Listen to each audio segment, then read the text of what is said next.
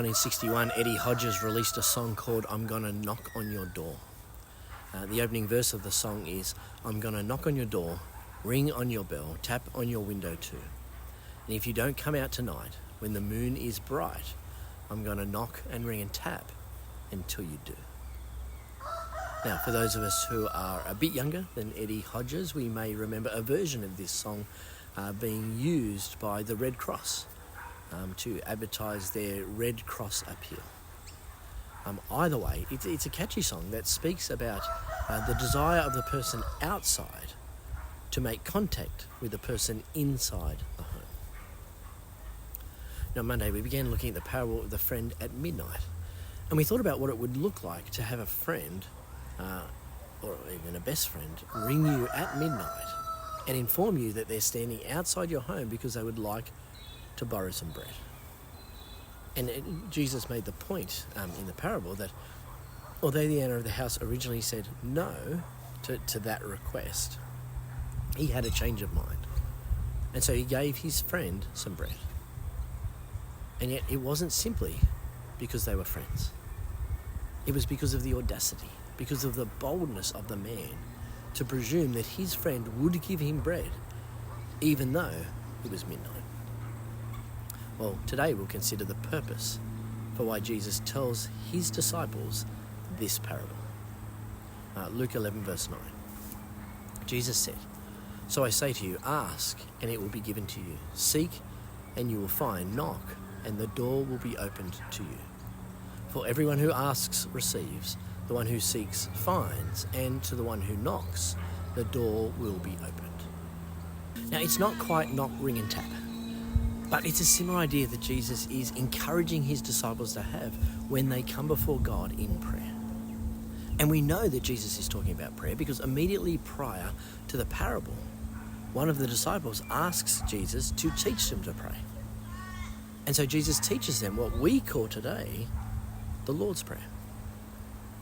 Okay, and so Jesus teaches his disciples the Lord's Prayer, and then he moves straight into this parable to help them explain to them not simply how they should pray, but why they should pray, and why they should pray with confidence. And friends, it's hard not to pray with confidence when you reflect on the words of Jesus in this passage. Ask and it will be given to you, Jesus says. Seek and you will find, Jesus says. Knock and the door will be opened for you. That's what Jesus says.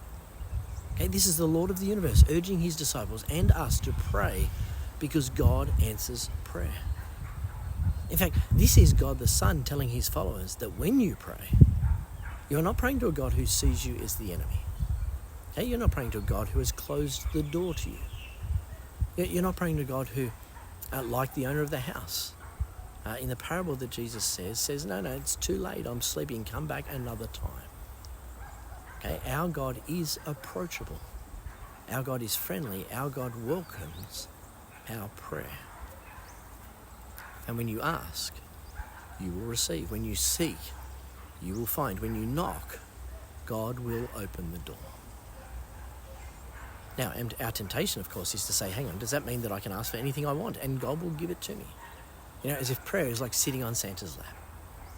But of course, the answer is no. God will not give you everything you ask for.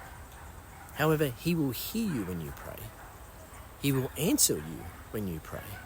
And he will give you everything you need when you pray. Now, the more important question for us is, do you believe that? See, our temptation, I think, is to want to challenge this idea. And so pray for things that we don't need, like winning the lotto, becoming famous.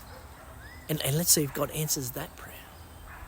When the reality is that instead of challenging this idea, we should accept the challenge of Jesus' word and so ask, seek, and knock. Do we do that?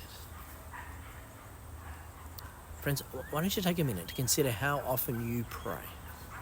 And then take another minute, consider one practical step you can take to help you to pray more often. And then spend a couple of minutes in prayer praying about whatever it is that comes to mind.